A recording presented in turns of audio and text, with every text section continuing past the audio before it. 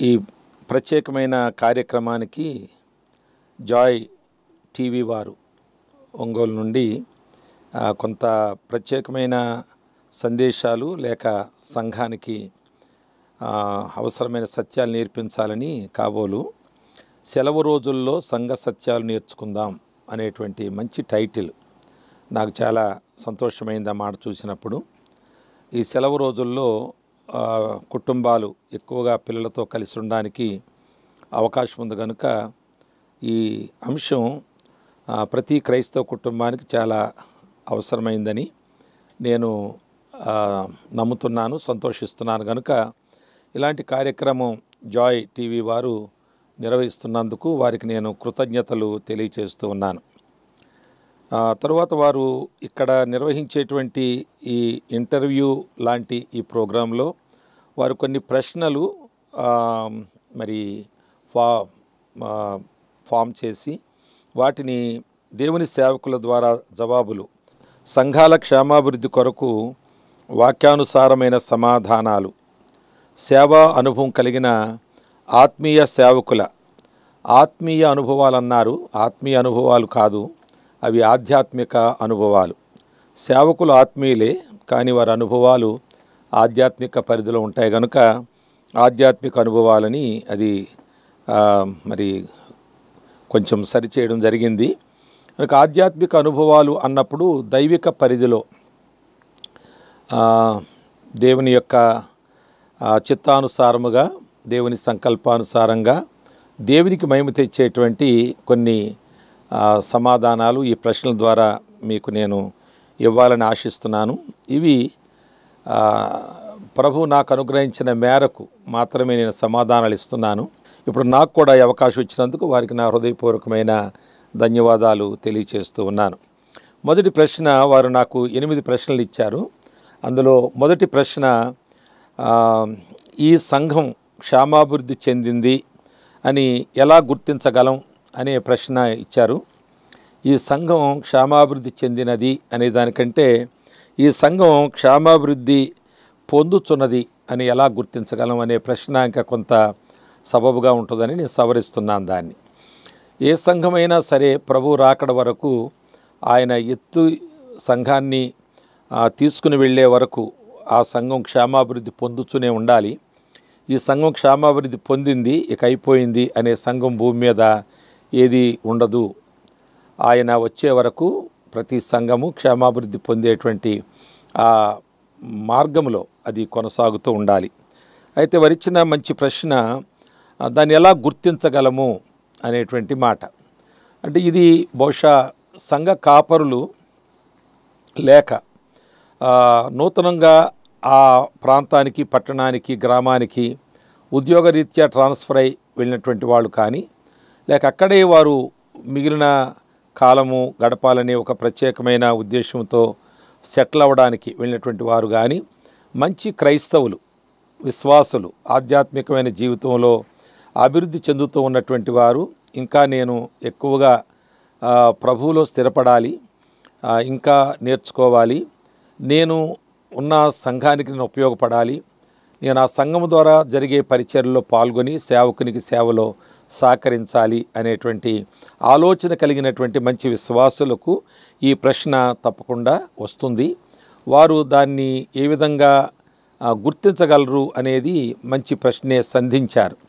కనుక దీనికి నేను 2-3 జవాబులు విధాలుగా చెబుతాను. మొదటిది, ఆ సంఘ కాపరి మా సంఘము క్షేమాభివృద్ధి పొందాలి అనేటువంటి ఆ దృక్పథంతో ప్రార్థనాపూర్వకంగా పనిచేయాలి.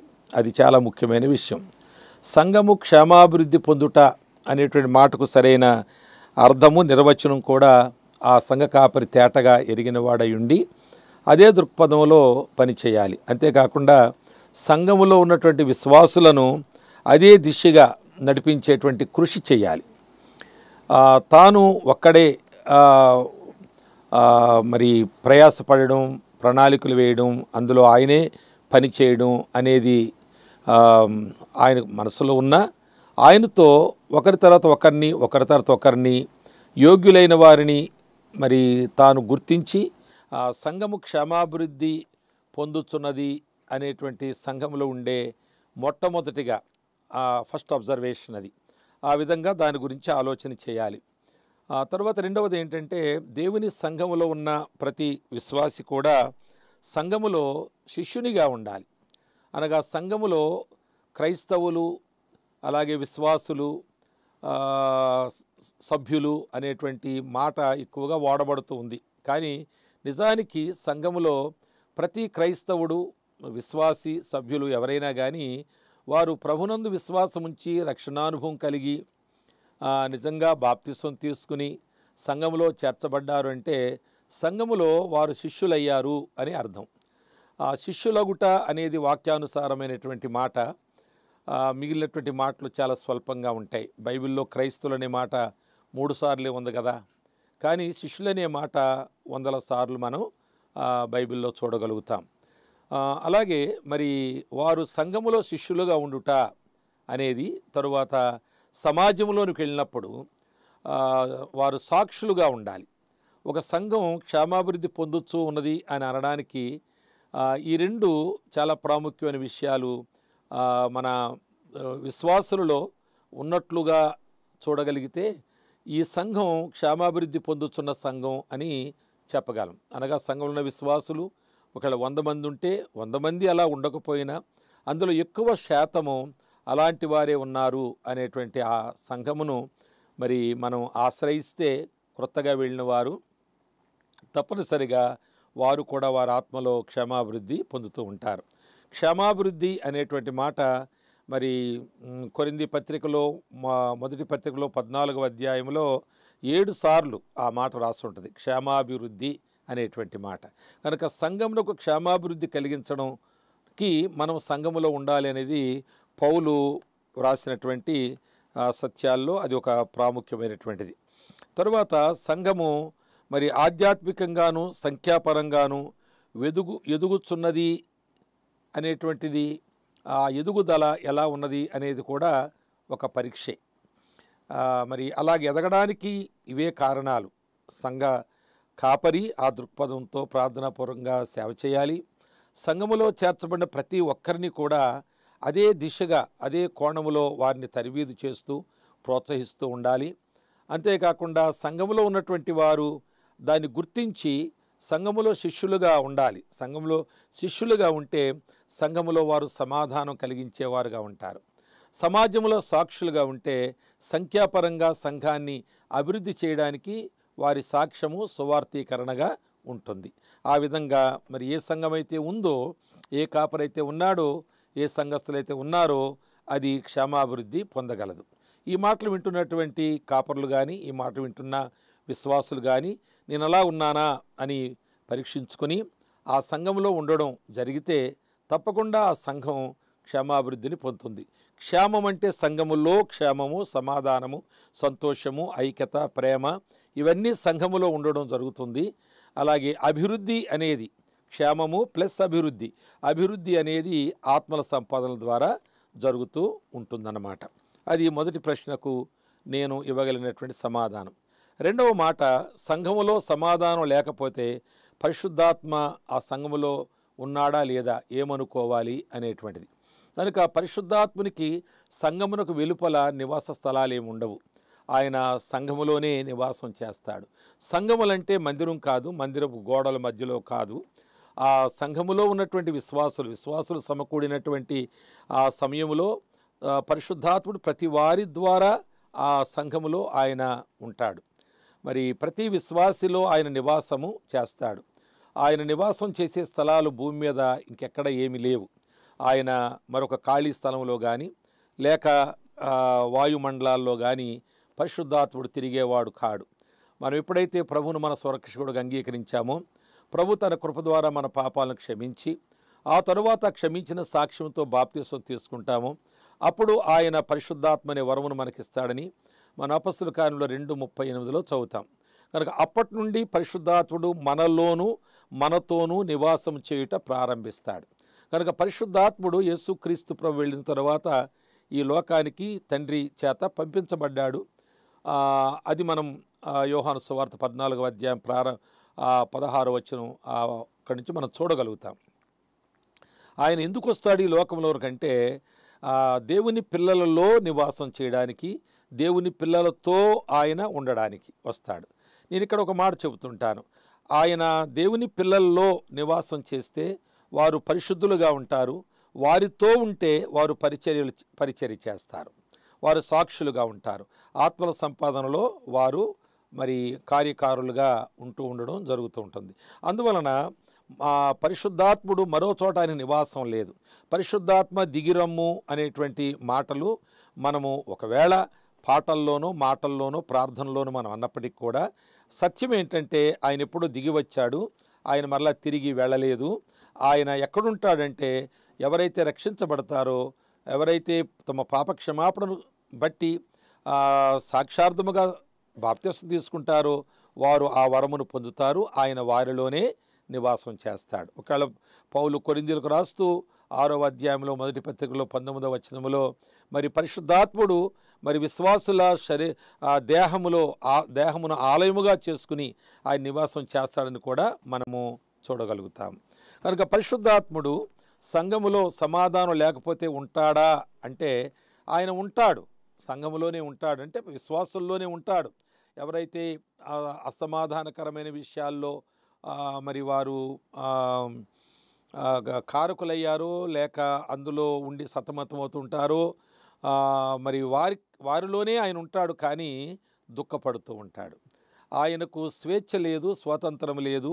ఆయన పరిశుద్ధపరచడానికి చేసేటువంటి ఆ లోపల ఆ కార్యమును గుర్తించక ఆయనకు వారు మరి దుఃఖాన్ని కలిగించేవారుగా ఉంటారు. కనుక సంఘంలో సమాధానం లేకపోయినా పరిశుద్ధాత్ముడు సంఘంలోనే ఉంటాడు, కానీ దుఃఖముతో ఉంటాడు. ఈ విషయం మనం ఎఫెసీ పత్రికలో చూస్తాము. 4వ అధ్యాయంలో మరి 27వ వచనంకి వచ్చేసరికి 24 నుండి 24వ అధ్యాయంలో వ్రాయబడినటువంటి మాటలు మనం చూస్తాము. సంఘములో మీరు సమాధానంగా ఉండండి, ఒకరితో ఒకరు అబద్ధం ఆడుకోవద్దు, మీరు ప్రేమ కలిగి ఉండండి అని చెప్పి 27వ వచనంలో ఒక మాట చెబుతున్నాడు కదా. మరి అపవాదికి చోటియ్యకుడి అనే మాట మనం చూస్తాం. అపవాదికి చోటియ్యకుడి అనే మాట 27లో చూస్తాం, ఎఫెసీ 4:27లో. మళ్ళా కిందకు వస్తే 30వ వచనంలో ఏం చూస్తామంటే దేవుని పరిశుద్ధాత్మను దుఃఖపరచుకుడి. ఈ రెండింటిని మనం కలిపి ఆలోచన చేస్తే ఏ సంఘంలోనైతే అపవాదికి చోటిస్తారో ఆ సంఘములో దేవుని పరిశుద్ధాత్మ దుఃఖపడతాడు అనే మాట మనం తేటగా చూడగలం. తర్వాత 3వ ప్రశ్న ఏంటంటే సంఘాలలో సమస్యలకు కారణం సేవకుల, విశ్వాసుల అనే మాటను చూస్తున్నాం. సంఘములో సమస్యలకు సాతానుడే కారకుడు. సేవకులు, విశ్వాసులని మనము మొదటిగా చెప్పలేము.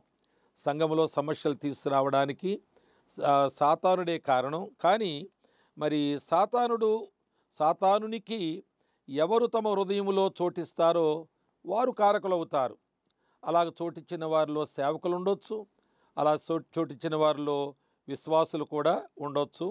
ఎవరు చోటిస్తే వారి ద్వారానే సమస్యలు రావడానికి కారణమవుతుంది. కనుక కొంతమంది దేవుని సంఘములో సమస్యలు సృష్టించడానికే ఉన్నట్లుగా ఉంటారు.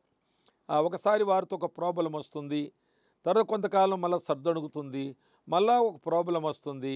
మరి వారి ద్వారా, వారి కుటుంబీకుల ద్వారా అలాంటి సమస్యలు వస్తూనే ఉంటాయి. నేను ఎరిగినటువంటి ఒక కుటుంబంలో మరి సంఘ పెద్దగా ఆయన్ని ఏర్పరచుకున్నారు. సంఘ పెద్దగా ఏర్పరచుకోకపోతే ఆయన ఏదో గొడవ పెడతాడని ఏర్పరచుకున్నామని చెప్పారు.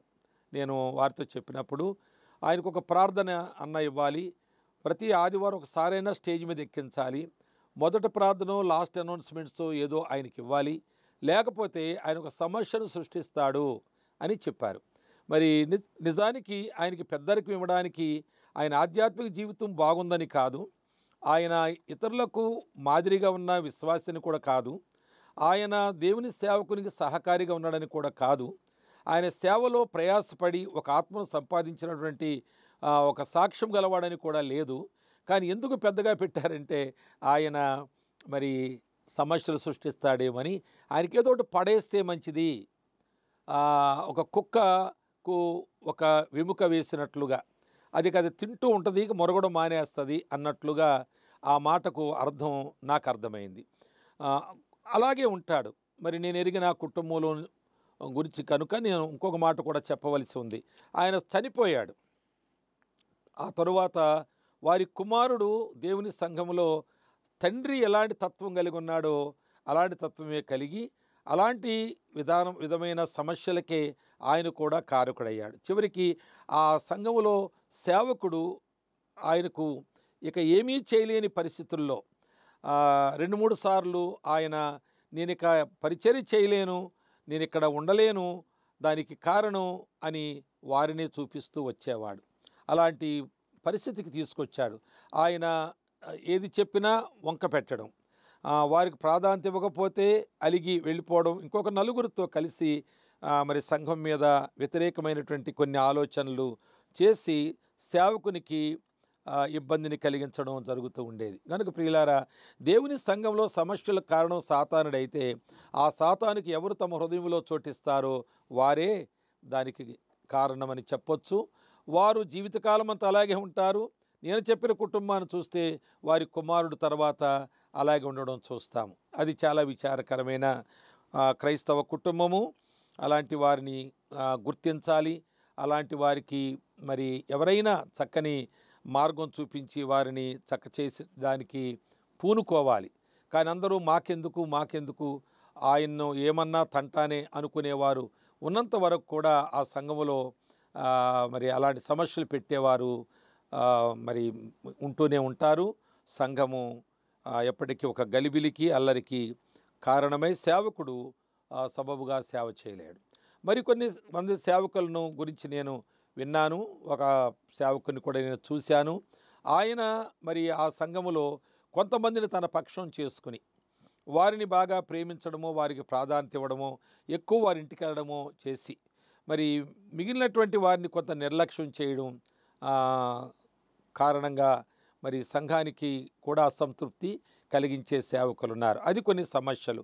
ఆ ఇళ్లల్లో ఏదైనా ఒక సమస్య ఉంటే వారిని గురించి ప్రస్తావించక, ఇంకొకరి ఇంట్లో ఏదైనా సమస్య ఉంటే, ఇంకొక వ్యక్తులు ఏదైనా సమస్య ఉంటే దాన్ని బాగా మేజరైజ్ చేసి వాక్యములో చెప్పి, లేక వాళ్ళ గురించి ఇతరులకు చెప్పి, ఈయన గ్రూపులో ఉన్నట్టుగా ఉన్నారో, ఎవరితో అయితే ఈయన ఎక్కువగా కలుస్తుంటాడో, చనువుగా ఉంటాడో, వారి విషయం ఎంత మరి వారు బలహీనంగా ఉన్నా, తప్పులు చేసినా వాటిని ప్రస్తావించకపోవడం అనేటువంటిది సేవకులు కూడా చేయడం వల్ల సంఘములో మరి సమాధానం పోవడం జరిగింది. అలాంటి పరిస్థితులు మరి ఏ సంఘములో ఉన్నాయో మరి వారి హృదయాల్లో సాతానుకు చోటిచ్చినట్లే మనము భావించాలి. మరి మిగిలిన వారు నలిగిపోతుంటారు. వారు ఏమీ చేయలేని అసమర్థులుగా ఉంటారు, చెప్పలేని వారుగా ఉంటారు. వారు సమాజంలో వారికి ఈ సమస్యలు తెచ్చే వారికి ఉన్న స్తోమత, ఆ పలుకుబడి, లేక వారికి ఉండేటువంటి ఉద్యోగాలు, వారికి ఉండేటువంటి మరి ఆర్థిక స్తోమతలు వారికి ఉండవు కనుక వారికి వాయిస్ ఉండదు. అలాంటి వారు బహుశా ప్రార్థన చేస్తూ దేవుని యొక్క కృపకు ఆ సంఘాన్ని అప్పగించడం తప్ప ఏం చేయలేరు. అది 3వ ప్రశ్న. 4వ ప్రశ్న ఏంటంటే, సంఘాలలో సమస్యలు వచ్చినప్పుడు సమాధానం కొరకు వాక్యానుసారమైన క్రమం ఏమిటి అనేది ప్రశ్న. ఇవి చాలాసార్లు మనము మన సంఘాల్లో ఈ ప్రశ్నలతో ఉంటాము. దానికి చాలా సింపుల్గా దేవుని వాక్యాలే మనకు అన్ని ఆధారంగా ఉన్నాయి. దాన్ని ఆధ్యాత్మిక దృక్పథంలో పరిష్కరించే బుద్ధిమంతులు సంఘములో ఉండాలి. సంఘములో ఏ సమస్య వచ్చినా, సమాధానము లేకపోయినా వాటిని ఆధ్యాత్మికంగా సరిచేసేటువంటి బుద్ధిమంతులు ఉండాలి అనే మాట మనం చూస్తాము. తరువాత మరి అటువంటి వారి మాట లేక వారిచ్చే పరిష్కారాన్ని మిగిలిన వారు తల ఒగ్గి అంగీకరించి సమాధానం నెలకొల్పుకోవాలి. ఈ రెండు ఉండాలి. ఇటు సరిచేసే బుద్ధిమంతులు ఉండాలి సంఘములో, రెండో వైపు వారిచ్చిన పరిష్కారానికి అందరూ అంగీకరించి మరి తల ఒగ్గి వారు పరిష్కార మార్గము చూపించబడగా సమాధానాన్ని మరలా తిరిగి నెలకొల్పుకునేటువంటి వారుగా ఉండాలి. అలా కాకపోతే సంఘము క్షేమాభివృద్ధికి బదులుగా క్షీణాభివృద్ధి పాలవుతుంది. క్షీణాభివృద్ధి అనే మాట మీరు గమనించాలి. క్షేమాభివృద్ధి, క్షీణాభివృద్ధి. క్షేమాభివృద్ధి పొందాలి, క్షీణాభివృద్ధి పాలవుతుంది అనేటువంటి మాటలు గుర్తుపెట్టుకోండి. ఏ సంఘంలోనైతే అలాంటి బుద్ధిమంతులు ఉండరో, ఏ సంఘంలోనైతే ఆ విధంగా బుద్ధిమంతులు చెప్పిన తరువాత మాట విని లోబడరో, ఆ సంఘము క్షీణాభివృద్ధి పాలవుతుంది అని చెప్పాను. అదే పౌలు కొరింథీయులకు రాస్తూ మొదటి పత్రికలో 6వ అధ్యాయంలో మొదటి నుండి 7 వచనాలు మనం చదివితే, మరి సంఘములో ఏదైనా వ్యాధ్యం వచ్చినప్పుడు బయట వారి దగ్గరికి వెళ్ళి మనము తీర్పు తీర్చుకోవడం, అక్కడ కేసులు పెట్టడం, వారిచ్చినటువంటి న్యాయమును కట్టుబడడం అనేది తప్పని, అలాగున దానికంటే అన్యాయమును సహించుటే మేలని ఆయన చెబుతూ, మరి అలాంటి సమస్యలు వచ్చినప్పుడు మీ సంఘములో వాటిని పరిష్కరించే బుద్ధిమంతులు ఒక్కళ్ళు కూడా లేరా అని ప్రశ్నించి, మరి వారు ఉండి వారు చెప్పిన మాటను మీరు వినకపోతే ఈ సంఘ క్షమాభివృద్ధి కుంటుపడుతుందని 6వ అధ్యాయంలో హెచ్చరించాడు. దానిపైన 5వ అధ్యాయంలో చివరి వచనాల్లో సంఘములో వెలివేయుట అనేటువంటి ఒక చట్టము లేక సాంప్రదాయము, ఆ వెలివేయుట అనే ఒక చర్య సంఘాలలో జరగాలి తప్పకుండా. వెలివేయుట అనేటువంటి ఒక క్రమశిక్షణా చర్య మనం తీసుకోవలసి ఉందని మరి పౌలు వ్రాస్తూ ఉన్నాడు. ఇది వెలుపటి వారికి కాదు, మీలో సహోదరులు అనబడిన వారు మీద ఆ క్రమశిక్షణా చర్య తీసుకోవాలి అనేటువంటి మాట మరి దేవుని వాక్య చట్టముగా కూడా మనం దాన్ని మరి అమలు చేయవలసిన అవసరం ఉంది. కానీ నాడు చాలా సంఘాల్లో, మరి ఒక 1000 సంఘాల్లో ఒక చోటనైనా ఈ వెలి అనేది జరుగుతుందంటే జరగడం లేదేమో. కనుక సంఘము ప్రక్షాళన చేయబడాలంటే తప్పనిసరిగా ఈ క్రమశిక్షణ చర్య అమలు చేసి తీరాలి. అనగా ఒక సహోదరుని సహించాలి, హెచ్చరించాలి, ఆయనకి చెప్పవలసినంత చెప్పాలి, చేయగలంత చేయాలి. ఆ తరువాత కూడా తను అలాగే ఉంటే మరి తప్పనిసరిగా సంఘములోంచి తన్ను వెలివేయుట అనేది 5వ అధ్యాయంలో మరి పౌలు చెప్పాడు. 6వ అధ్యాయంలో ఈ మాట చెప్పాడు, మీరు వ్యాజ్యం ఉంటే మీలో బుద్ధిమంతుడు ఉండి దా వ్యాజ్యాన్ని తీర్చాలి. అలా తీర్చినప్పుడు మిగిలిన వారు తప్పనిసరిగా దానికి లోబడాలి అని చెప్పారు. మరి సమాధానం కొరకైనటువంటి ప్రార్థన కూడా సంఘము చేయాలి. అలాగ జరుగుతూ ఉన్నప్పుడు ఒక అంశాన్ని పెట్టుకుని సమాధానం అనేటువంటి అంశం కొరకే సంఘములో వారు ఉపవాసం ఉండి ప్రార్థన చేయుట అనేది కూడా అదొక బుద్ధిమంతుల లక్షణంగా చూడవచ్చు. తర్వాత 5వ ప్రశ్న మనం చూస్తే, నేటి డిజిటల్ సేవ ఆనాటి మీ సేవకు మధ్య ఆత్మీయత యొక్క లోటు ఏంటి, ఆ డిఫరెన్స్ ఏంటి అన్నట్లుగా ఒక ప్రశ్న ఉంది. మరి మీ సేవకు అన్నారు కనుక నన్నే వ్యక్తిగతంగా అడుగుతున్నట్లుగా నాకు అనిపించింది. నిజానికి మరి దేవుని సేవ అనేది ఒకవేళ నాబోటి వారు అనుకోండి, నేను సైకిల్ పైన ప్రారంభించాను అంటే, మరికొంతమంది నా ముందు వారో లేక నా సమకాలికలో కాలినడకను కూడా దేవుని సేవ చేసేవారు. నేను కూడా సైకిల్ మీద పరిచయం చేస్తూ వచ్చాను.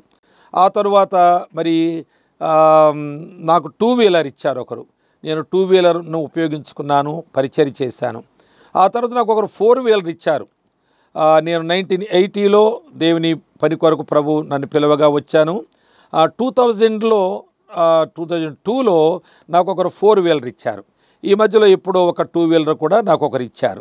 సరే, మొత్తానికి దేవుని సేవలో సేవకుడు సేవ కొరకు దేన్నైనా వాడుకోవచ్చు. కానీ ఆ సేవ ఇవి పెరిగే కొద్దీ సుఖము కొరకు వాడుకుంటూ తాను చేయవలసిన సేవ కుంటుపడుతుందేమో అని పరీక్షించుకుంటూ ఉండాలి. ఉదాహరణ ఏంటంటే, నేను 80లో మరి సైకిల్ మీద వెళ్ళాను. సైకిల్ మీద వెళ్ళలేని కొన్ని పరిస్థితులు వచ్చినప్పుడు, ఒక బురద వచ్చినప్పుడు, లేక ఒక అడ్డదారిలో నేను వెళ్ళవలసి వచ్చినప్పుడు, ఏదైనా పొలాల గట్టుల్లో వెళ్ళవలసి వచ్చినప్పుడు సైకిల్ కుదరదు అని సైకిల్ ఒక దగ్గర స్టాండ్ వేసేసి తాళం వేసేసి ఒక ఊరి చివరిలో అవతల ఊరు వెళ్ళడానికి పొలం గట్లమట నడుచుకుంటూ వెళ్ళేవాడిని. మరి ఆ తరువాత నాకు 2 వీలర్ వచ్చినప్పుడు నేను పొలం గట్లమట వెళ్ళలేను, సైకిల్ మీద వెళ్ళలేకపోయాను, 2 వీలర్ మీద కూడా వెళ్ళలేను. 4 వీలర్ వచ్చినప్పుడు అసలే వెళ్ళాను. ఇరుకైన ఒక వీధిలోకి వెళ్ళి నేను సువార్త మీటింగ్లు పెట్టాను. అలాగే ఇరుకైన ఒక ప్రాంతానికి నేను వెళ్ళి అక్కడ కుటుంబాలను దర్శించాను. ఇప్పుడు కారు వచ్చిన తర్వాత కారు ఇరుకులోకి వెళ్ళదు కాబట్టి అక్కడ సేవను నేను విరమించుకున్నానా, వారిని దర్శించడం మానేశానా, నా కారు దేవుని సేవకు ఆటంకమైందా అని నేను తప్పనిసరిగా ఆలోచన చేయవలసి ఉంది. అనగా నా కారు వాడుకునేటువంటి సేవ పరిస్థితులు ఉండొచ్చు, కారు వాడుకునే అవసరతలు ఉండొచ్చు, కాలినడకన కారు ఉన్నప్పటికి కూడా కాలినడకన వెళ్ళవలసినటువంటి అవస్థలు కూడా ఉండొచ్చు. కనుక కారు వచ్చింది కదా అని కాలినడక కానీ, కారు వచ్చింది కదా అని టూ వీలర్ కానీ, కారు వచ్చింది కదా కాబట్టి అక్కడికి వెళ్ళలేనని కానీ నేను అనుకుంటే కారు నా సేవకు ఆటంకమే అని నేను గుర్తిస్తాను. కనుక ఇప్పుడు డిజిటల్ గురించి మీరు మాట్లాడడానికి ప్రశ్నించారు కనుక ఈ డిజిటల్ సేవ అనేటువంటి మాట అంటూ ఉన్నారు. మరి ఈ సేవ అని మీరు కలిపారు కనుక నేను ఆ దృక్పథంలోనే ఇలా చెబుతాను. నిజానికి మరి ఆదివారం ప్రభు దినమున మరి దేవుని యొక్క మందిరంలోనికి ఆరాధన పూర్వకంగా చేరి వచ్చే సంఘ సమావేశంలో డిజిటల్ ఆ సంఘానికి ముడిపెట్టుట అనేది ఒకవేళ పరిశుద్ధాత్మను డిలేట్ చేయడం అవుతుందేమో అని నా భయం. ఎప్పుడైతే ప్రభువు దినమున ఆదివారం రోజున దేవుని మందిరంలోనికి సంఘము ఆరాధన పూర్వకమైన మనసుతో సమకూడి వస్తుందో అక్కడ డిజిటల్ ప్రభావం దాని యొక్క పరిచర్య, దాని సేవ అని మీరు అన్నారు కదా, ఆ సేవా విధానము అక్కడ ఉంటే ఒకవేళ పరిశుద్ధాత్మని మనము డిలేట్ చేయడం, ఆయన లేడేమో, లేకుండా చేశామేమో అనే ప్రమాదము ఉంటుందని నేను భయపడుతూ ఉన్నాను. దీనిపైన ఎన్నో భిన్నాభిప్రాయాలు ఉండవచ్చు, కానీ వాటి గురించి తర్జన భర్జన చేయడానికి నేను సమయం ఎప్పుడూ కూడా ఇవ్వదలుచుకోలేదు. దేవుని వాక్యము ప్రబలం కావడానికి ఈ డిజిటల్ సేవ అన్నారే, అది ఆధ్యాత్మిక విజ్ఞతతో తదితర విధానాల్లో ఇతరత్రా వాడుకోవడం మంచిదే కావచ్చు.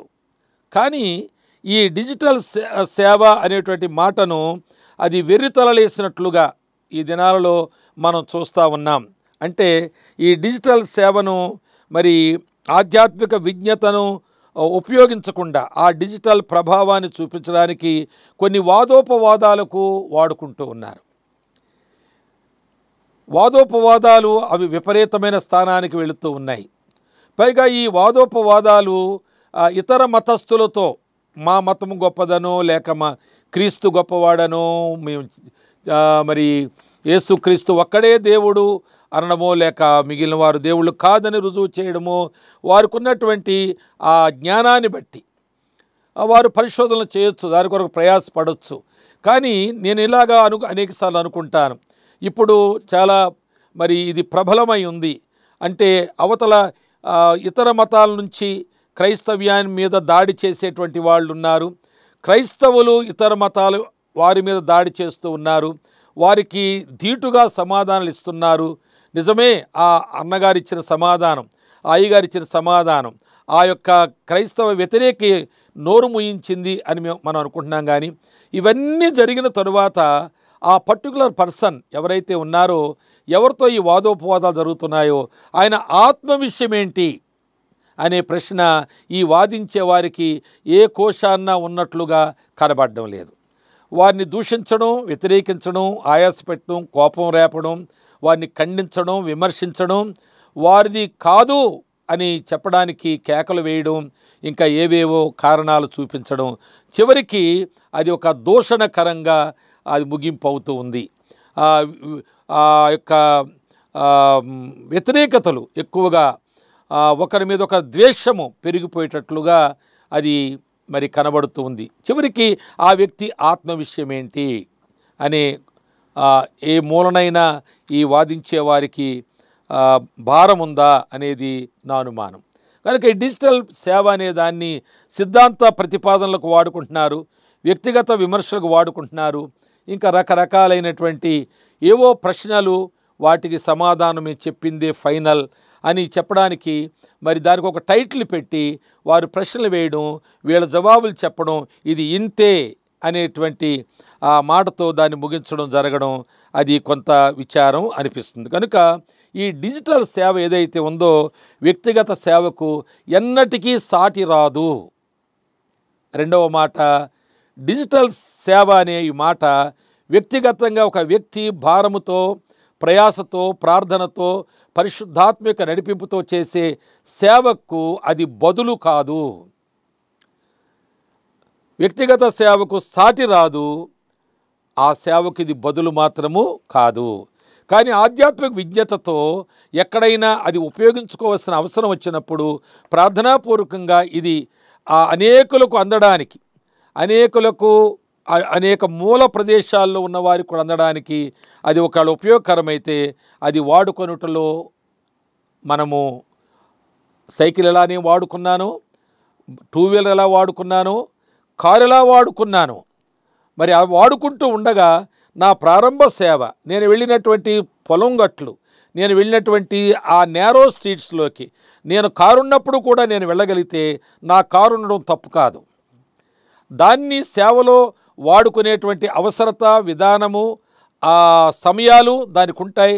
అప్పుడే నాకు కారు ఉంది అని అనుకోవాలి తప్ప మిగిలిన సమయాల్లో నేను ఆ వీధిలోకి వెళ్ళాలి, ఈ ఊరిలోకి వెళ్ళాలి అన్నప్పుడు మనకు కారు గుర్తొస్తే మన కారు వీధిలోకి వెళ్ళలేదు కనుక మనం ఎప్పటికీ ఆ వీధిలోనికి, ఆ నేరో స్ట్రీట్లోనికి మనం వెళ్ళకపోవడం అనేది ఒకవేళ మనకే ఒక ఆధ్యాత్మికమైన నేరముగా మనము బాధపడవలసిన సమయాలు మనకు రావచ్చు. తర్వాత 6వ ప్రశ్న, మీ సేవా జీవితంలో సాధారణ ఖర్చు, సాధారణ వస్త్రాలు అనేవి సేవకు ఎలా సహకరించాయి అనే ప్రశ్న వేశారు. మరి నిజంగా నేనైతే ఈ విషయాలు ఎప్పుడూ తలంచలేదు. నేను సాధారణంగా ఉండాలి అనుకోలేదు, ఉన్నాను అని కూడా నేను అనుకోలేదు. నాకు ఏది అనుకూలమో, నేను పరిచయం చేస్తున్న ప్రజల మధ్యలో నేను ఎలాగుంటే వారికి అనుకూలమో అలాగే ఉండడం నేను అలవర్చుకున్నాను. ఇది నాకు తక్కువ అనుకోవట్లేదు, ఇది నేను ఎక్కువ అనుకోవడం లేదు. కానీ ఒక మాట ఎప్పుడు నా దృష్టిలో ఉంటుంది, అదేంటంటే యేసుక్రీస్తు ప్రభువు మరి ఆ యొక్క మార్గములో వెళుతూ ఉన్నప్పుడు యెరికో ఆ మార్గములో ఆయన ప్రవేశించినప్పుడు ఆ మార్గం గుండా యెరూషలేముకు వెళుతున్నాడు. అప్పుడు జక్కయ్య యేసుప్రభువును చూడడానికి నానా తంటాలు పడ్డాడు.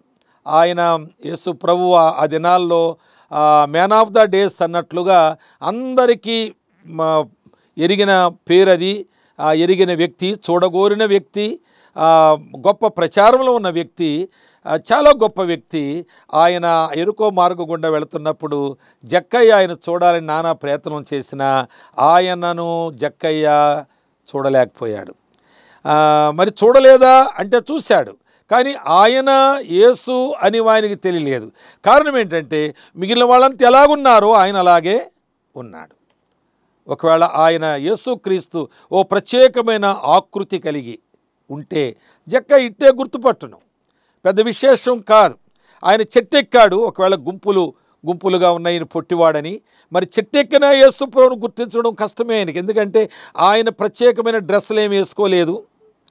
ఆయన యేసుక్రీస్తు అనడానికి మరి అందరి చేత ఆయన ఏదో గొప్పవాడుగా పొగడబడుతూ ఆయన కనబడలేదు. అందరూ ఏ వస్త్రధారణ ఉందో, అందరూ ఏ వైఖరితో ఉన్నారో ఆయన కూడా ఆ వైఖరితో ఉన్నాడు. ఆయన అందరిలోనే ఆయన ఉన్నట్లుగా ఉన్నాడు. కనుక యేసుప్రభు జక్కయ్యను చూసి జక్కయ్య కిందకి దిగమనకపోతే జక్కయ్యకి ఎన్ని చెట్లు ఎక్కినా యేసుప్రభుని చూడలేకపోయిన ఆయన. అందువలన జక్కయ్య గుర్తించాలని తాపత్రయపడ్డాడు, ప్రయాసపడ్డాడు. కానీ యేసుప్రభు అతి సామాన్యుడుగా ఉన్నాడు, అందరిలాగే తాను ఉన్నాడు కనుక గుర్తించలేకపోయాడు. కానీ ఆయన మాటలు గురించి ఎలా మాట్లాడారు, ఆ యొక్క బంట్రోతులు వెళ్ళి తిరిగి వచ్చేసి ఆయన పట్టుకురమ్మని ప్రధాన యాజకులు పరిచయులు వాళ్ళు పంపిస్తే వాళ్ళు తిరిగి వచ్చి అన్నారు, ఎందుకు తీసుకురాలేదు మీరు అంటే ఆయన మాట్లాడినట్లు ఎన్నడూ మాట్లాడలేదు.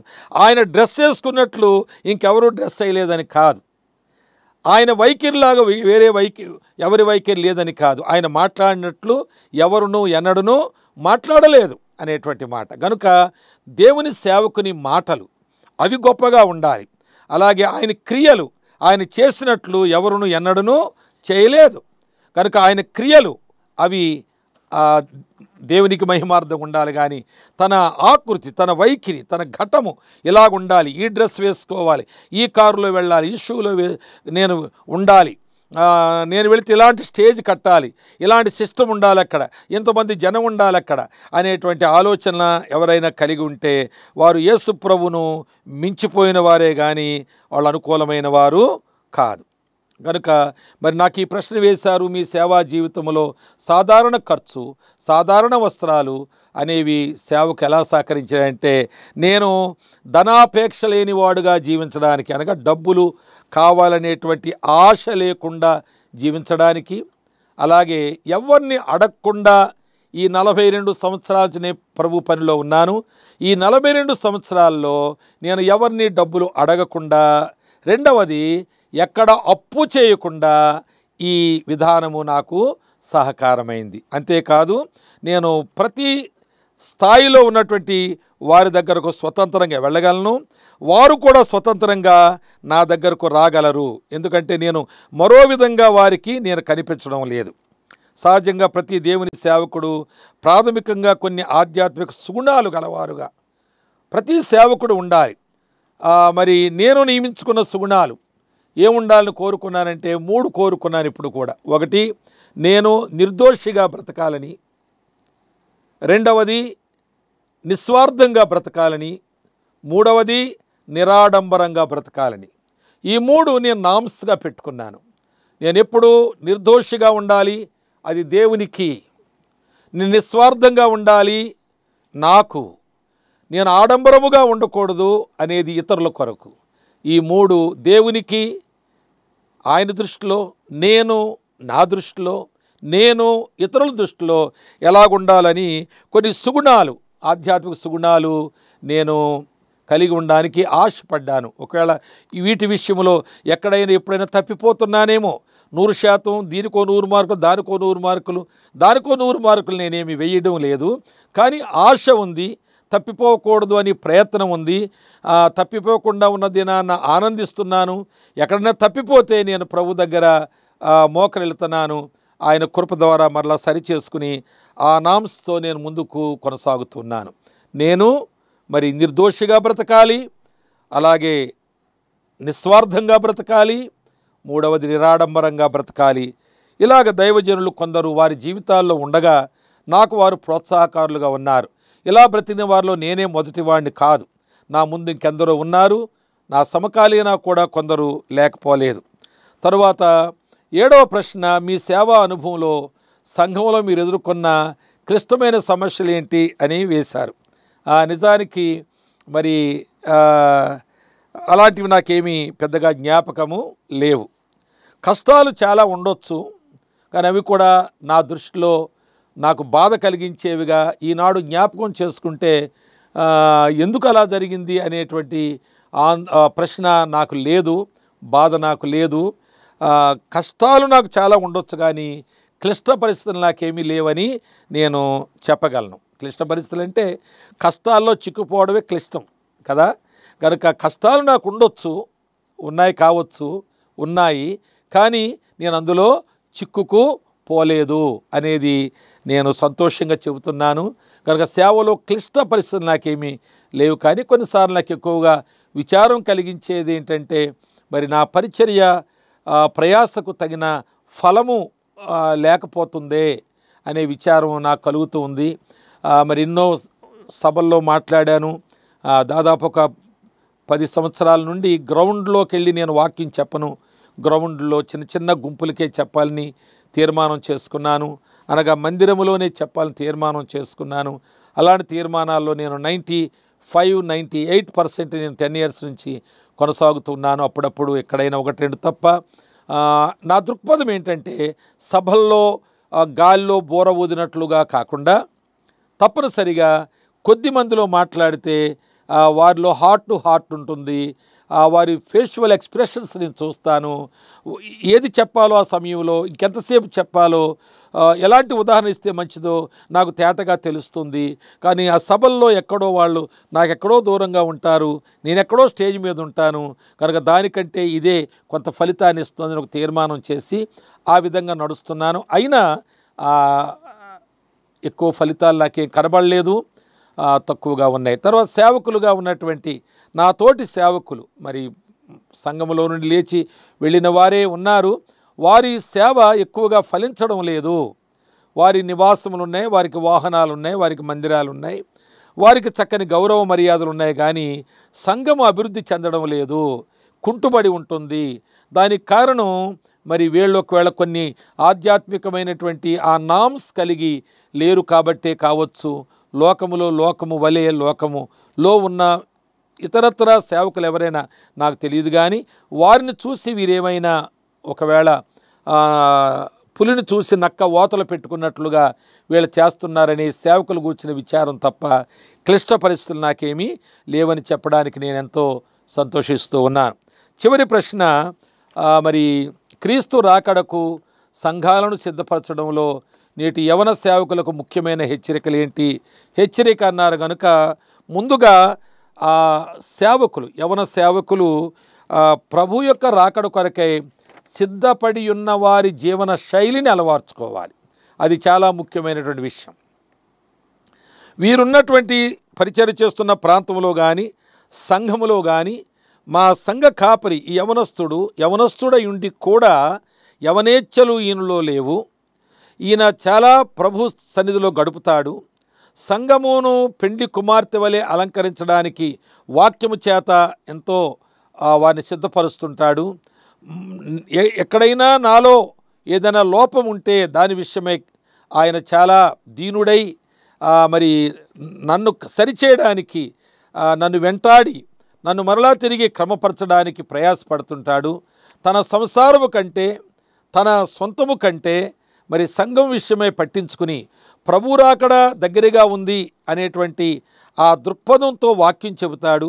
ఆ ప్రభు రాకడ గురించి ఎక్కువసార్లు ప్రస్తావిస్తాడు అనేటువంటి వారు ఉండాలని నేను హెచ్చరిస్తూ ఉన్నాను. అలాగున మరి ఉండకపోతే మరి యవనస్తులు యవనేచ్ఛలతో వారు సంఘమును మరి ప్రభు రాకడ కొరకు సిద్ధపరచలేరు.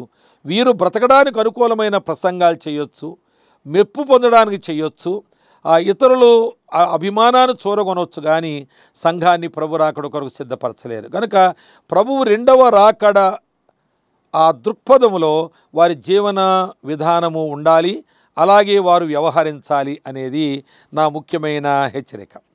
తర్వాత బాగా బ్రాండెడ్ డ్రెస్సులు వేసుకోవాలి, అలాగే హై అండ్ వెహికల్స్ ఏవో తీసుకోవాలి.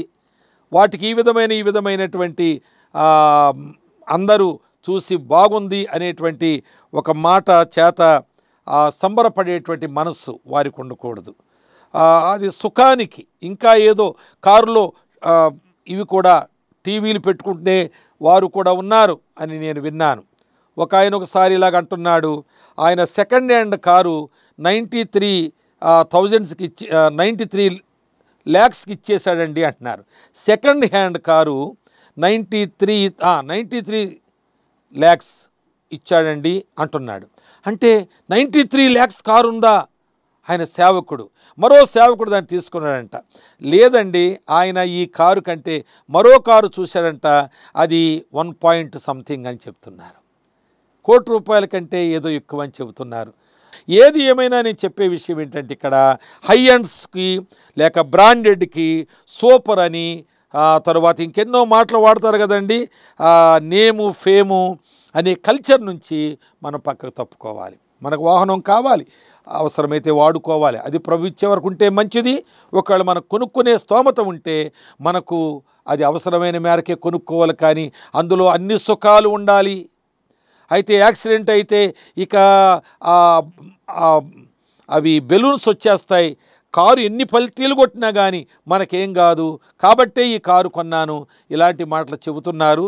కాబట్టి మనం బెలూన్స్ మీద ఆధారపడి బ్రతకలేము, దేవుడు మీద ఆధారపడి బ్రతకాలి.